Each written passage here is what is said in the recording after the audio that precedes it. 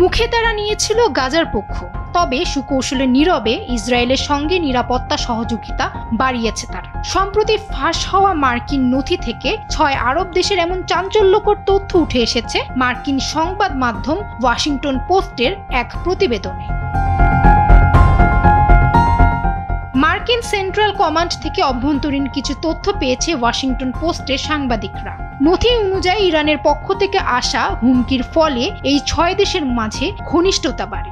দেশগুলো হলো বাহরাইন, মিশর, জর্ডান, কাতার, সংযুক্ত আরব আমিরাত এবং সৌদি আরব। সেই সঙ্গে একটি নথিতে ইরান এবং তার মিত্রদের অশুভ বলে অভিহিত করা হয়েছে। ওয়াশিংটন পোস্টের প্রতিবেদন বলছে, মার্কিন সরকারের প্রকাশিত নানা নথি ও তথ্য প্রমাণ থেকে দেখা গেছে সেই 6 আরব সরকারগুলো প্রকাশ্যে গাজা যুদ্ধের নিন্দা করলেও নীরবে ইসরায়েলের সঙ্গে নিরাপত্তা সহযোগিতা বাড়িয়েছে। সেপ্টেম্বরে কাতারে ইসরায়েলি হামলার পর এই সামরিক সম্পর্ক সংকটের সম্মুখীন হয়, কিন্তু এখন গাজায় যুদ্ধবিরতি পর্যবেক্ষণে এই আরব সরকারগুলো গুরুত্বপূর্ণ ভূমিকা পালন করছে। প্রতিবেদনে আরও বলা হয়, নথিপত্রে বলা হয়েছে যুক্তরাষ্ট্রের সহায়তায় ইসরায়েল এবং সেই 6টি আরব দেশ বিভিন্ন পরিকল্পনা সভায় অংশ নেয়। এই সভার তথ্য গোপন রাখা হয়েছে। এই সভাগুলো মূলত নিজেদের মধ্যে নিরাপত্তা ব্যবস্থা জোরদার করতেই করা হয়েছিল।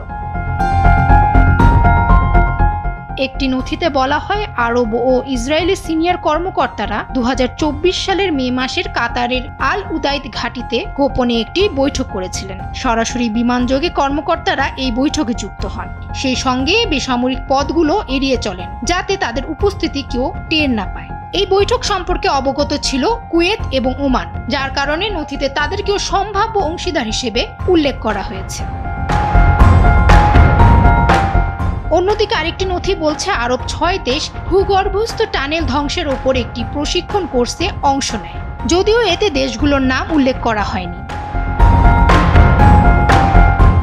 ইসরায়েল ও কথিত 6 আরব দেশ নিজেদের মধ্যে রাডার ও অভিন্ন নেটওয়ার্ক সিস্টেমের তথ্য ও ছবি আদান প্রদান করেছে।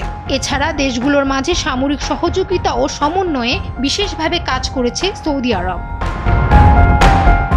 ফামিহা সুহরাওয়ার্দী, সময়ের আলো।